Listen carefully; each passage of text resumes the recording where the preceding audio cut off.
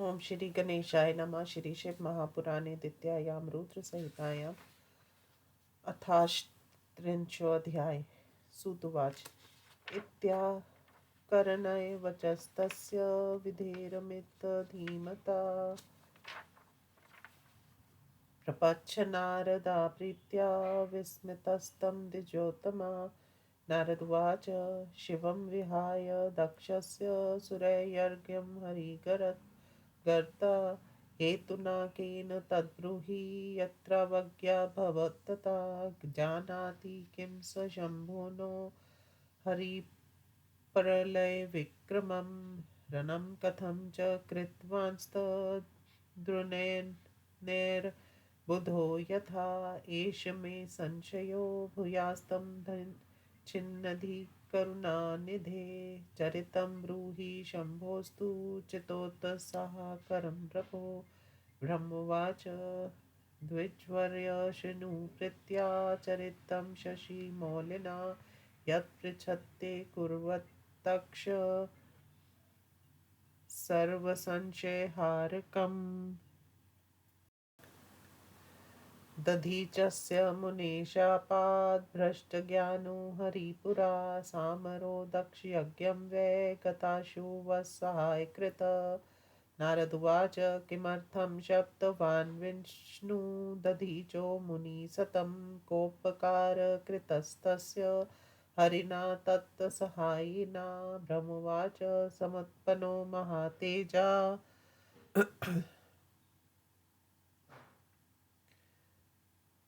राजा श्रुव इति स्मृतः। अभून्नि मन्त्रदधीचस्य मुनीन्द्रस्य महाप्रभो। चिरातप प्रसङ्गाते वादाशुवद्धि दधीचयो महानर्थकराख्यात स्त्रीलोकेष्व भवत्पुरा। तत्र त्रिवर्णतः श्रेष्ठो विप्र एव न संशया। इति प्राह दधीचो हि शिवभक्तस्तु वेदवित्। तच्छ्रुत्वा वचनं तस्य दधीचस्य महामुने। श्रुवप्राहेति निरपति श्रीमदेन विमोहिता। श्रुववाच। अष्टानां लोकपालानां वपुर्धारयते नृप। तस्मा नृपो वरिष्ठो हि वर्णाश्रमपति प्रभो। सर्वदेवमयो राजा श्रुतिप्राहेति तत्परा। महती देवताया सा सोह्यमेव ततो मुने। तस्माद्विप्रा दरो राजा च्यवनेन विचार्यतां। नावमन्तव्य एवात पूजयोऽहं सर्वथा त्वया। ब्रह्मोवाच। श्रुत्वा तथा मतं तस्य श्रुवस्य मुनिसतं। श्रुतिस्मृतिविरुद्धं तचुकोपातीव भार्गवा। अथ क्रुद्रो महातेजा गौरवाचात्मनो मुने। अताडद्यच्छुभं मूर्धन दधीचो वाममुष्टिता। वज्रेण त्वं च चिच्छेद दधीचं ताडिता शुभा। जग जगज्जारतीव संक्रुद्धो ब्रह्माण्डाधिपति कुधि। पपात भूमौ निहतौ तेन वज्रेण भार्गवा। शुक्रं सस्मार शुक्रदार्घ्वस्य कुलन्धरा। शुक्रोऽथ सन्धयामास ताडितं चक्षुवेन तु। योगी दधीचस्य तदा देहमागत्य स द्रुतं। सन्धाय पूर्ववध्येयं दधीचस्याय भार्गवा। शिवभक्ता ग्रनिर्मृत्यु अञ्जया विद्या प्रवर्तका। शुक्रवाच। दधीच तात सम्पूज्य शिवं सर्वेशं प्रभुं। महामृत्युञ्जयं मन्त्रं श्रोतमग्र्यं वदामि ते। त्र्यम्बकं यजामहे च त्रैलोक्यपितरं प्रभुं। त्रिमण्डलस्य पितरं त्रिगुणस्य महेश्वरं। त्रितत्त्वस्य त्रिवहेक्ष त्रिधा भूतस्य सर्वथा। त्रिदिवस्य बाहोक्षत्रिधा भूतस्य सर्वथा त्रिदेवस्य महादेव सुगन्धिं पुष्टिवर्धनम् सर्वभूतेषु सर्वत्र त्रिगुणेषु कृतो यथा इन्द्रियेषु तथान्येषु देवेषु च गणेषु च पुष्पे सुगन्धे वत्सुरा सुगन्धिर्मरेश्वरा पुष्टिक्ष प्रकृतेर्य समात्पुरा पुरुषादिजोत्तमा महदादिविशेषान्त विकल्पशापि सुव्रता विष्णुपितामहेस्यापि मुनीनां च महामुने इन्द्रियाणां च देवानां तस्मादे पुष्टिवर्धना त्वं देवं ऋतं रुद्रं कर्मणा सापि वा स्वाध्यायेन च योगेन ध्यानेन च प्रजापते सत्ययेनायेन सूक्ष्माय यान मृत्युपाशाद्रव स्वयं बन्धमोक्षकरो यस्म दुर्वारुकमिव प्रभु मृतसञ्जीवनी मन्त्रो मम सर्वोत्तम संवृता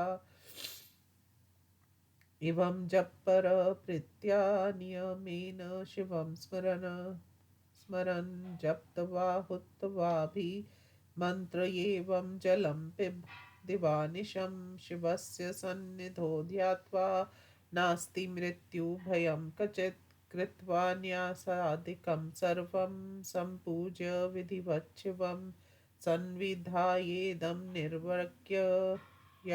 निर्वर्यग्र शङ्करं भक्तवत्सलं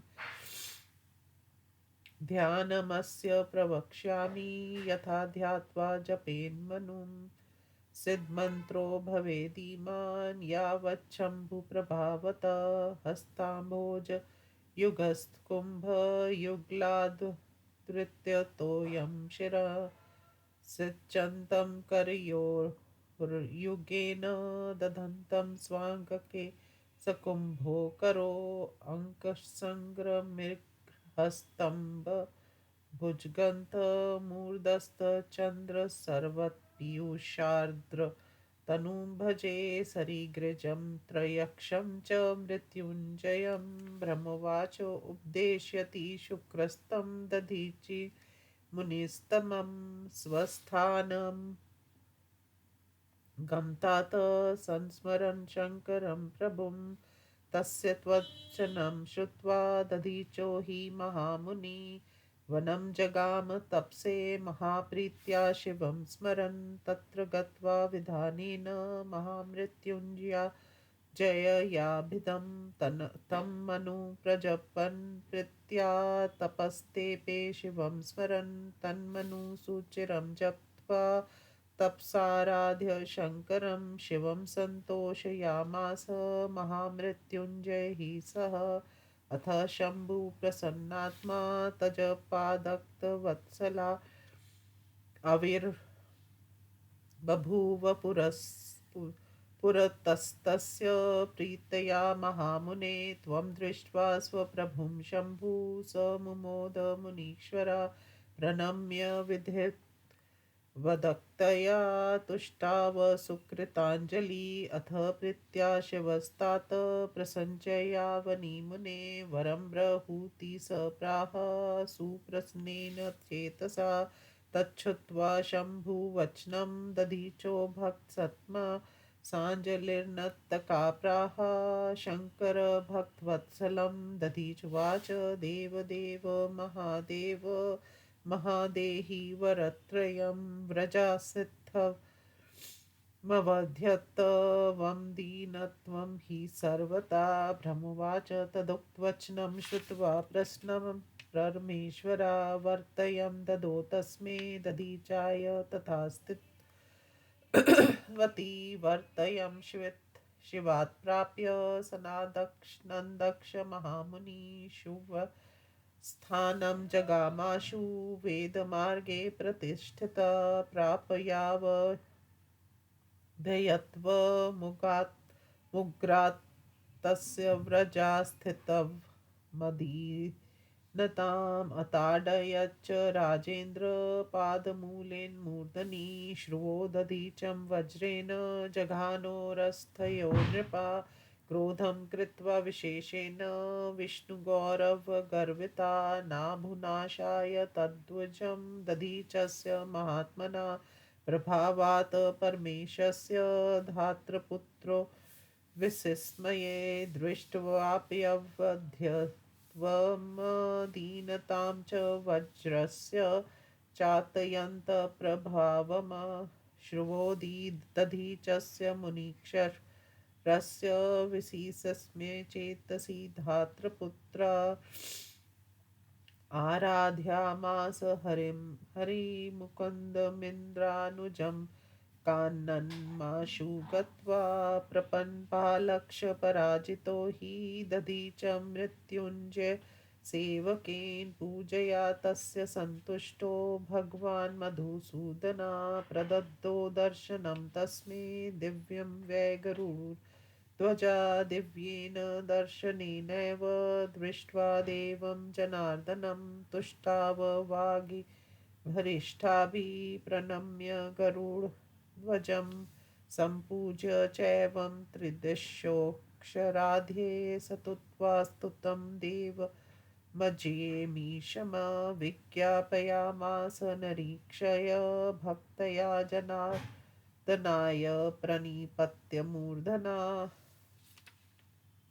राजोवाच भगवन् ब्राह्मणं कक्षेऽध्यधीच इति विश्रुता धर्मवेतावनीतात्मा सखा मम पुराभवत् अवध्य सर्वदा सर्वे शङ्करस्य प्रभावता तमाराध्य महादेवं मृत्युञ्जयमनामयं सावज्ञं वामपादेन मम मूर्धनि सदस्यपि ताडयामास वेगेन स दधीचो महातपा उवाच मा च गर्वेण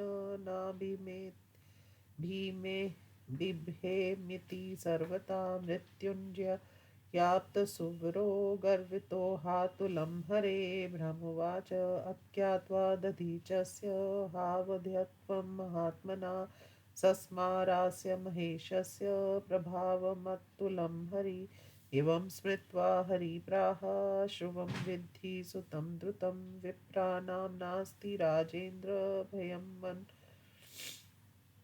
वपि कुत्रचित् विशेषादुद्र भक्तानां भयं नास्ति च भूपते दुःखा करोति विप्रस्य शापार्थ ससुरस्य मे भविता तस्य शापेन दक्षयज्ञे सुरेक्षरात् विनाशो मम राजेन्द्र